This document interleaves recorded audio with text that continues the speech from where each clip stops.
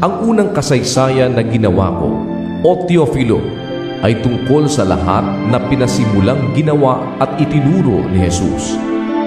Hanggang sa araw na tanggapin siya sa kaitaasan, pagkatapos na makapagbigay siya ng mga utos sa pamamagitan ng Espiritu Santo sa mga apostol na kanyang hinirang, na sa kanila na may napakita rin siyang buhay sa pamamagitan ng maraming mga katunayan, pagkatapos na siya'y makapaghirap, na napakikita sa kanila sa loob ng 40 araw at nagpahayag ng mga bagay tungkol sa kaharian ng Diyos.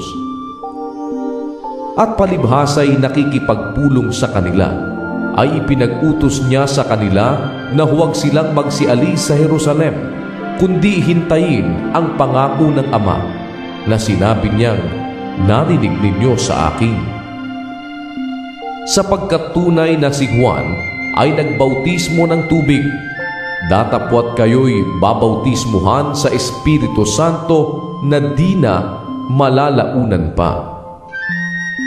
Tinanong nga siya nila nang sila'y nangagkakatipon na nangagsasabi, "Panginoon, isasauli mo baga ang kaharian sa Israel sa panahong ito?" At sinabi niya sa kanila, "Hindi ukol sa inyo ang pagkaalam ng mga panahon o ng mga bahagi ng panahon na itinakda ng Ama sa kanyang sariling kapamahalaan. Datapwat tatanggapin ninyo ang kapangyarihan pagdating sa inyo ng Espiritu Santo, at kayo'y magiging mga saksi ko sa Jerusalem at sa buong Judea at Samaria at hanggang sa kahuli-hulihang hangganan ng lupa." At pagkasabi niya ng mga bagay na ito, nang siya'y tinitingnan nila, ay dinala siya sa itaas at siya'y tinanggap ng isang alapaap at ikinubli sa kanilang mga paningin. At samantalang tinititigan nila ang langit habang siya'y lumalayo, narito, may 2 lalaking nangakatayo sa tabi nila na may puting damit, na nangagsabi naman, "Kayong mga lalaking taga Galilea, bakit kayo'y nangakatayong tumitingin sa langit? Itong si Jesus na tinanggap sa langit mula sa inyo ay paparitong gaya rin ng inyong nakitang pagparoon niya sa langit." Nang magkagayon ay nangagbalik sila sa Jerusalem, buhat sa tinatawag na bundok ng mga Olivo, na malapit sa Jerusalem, na isang araw ng Sabat lakarin.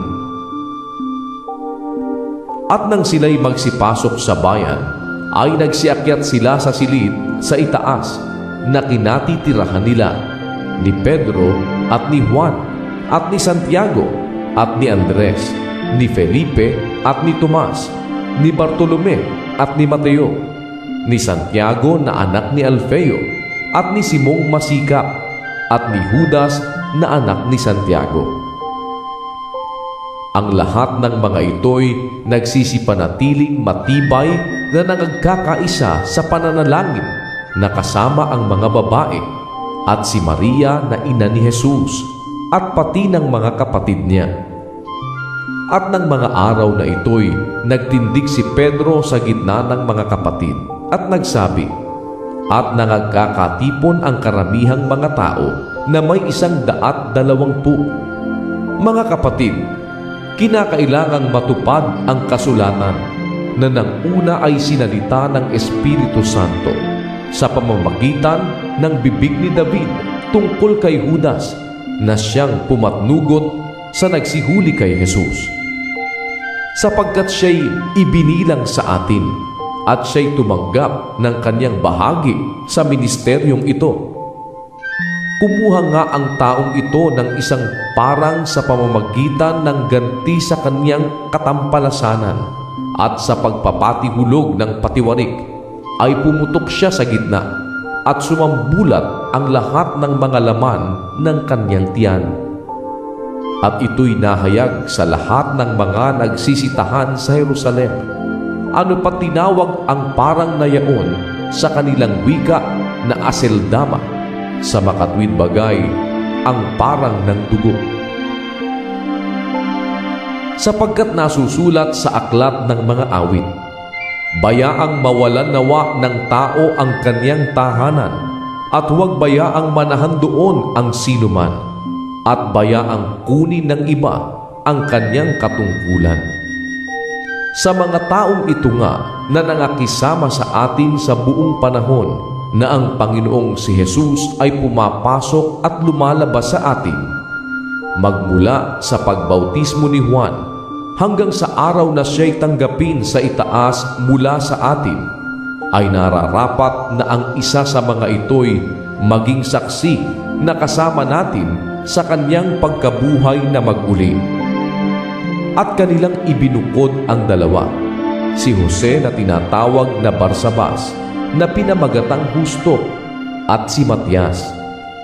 At sila'y nagsipanalangin at nagsipagsabi, "Ikaw, Panginoon, na nakatataho ng mga puso ng lahat ng mga tao, ay ipakilala mo kung alin sa dalawang ito ang iyong hinirang, upang tanggapin ang katungkulan sa ministeryong ito at pagkaapostol na kinahulugan ni Judas, upang siya'y makaparoon sa kanyang sariling kalalagyan." At sila'y pinagsapalaran nila, at nagkapalad si Matias, at siya'y ibinilang sa 11 apostol.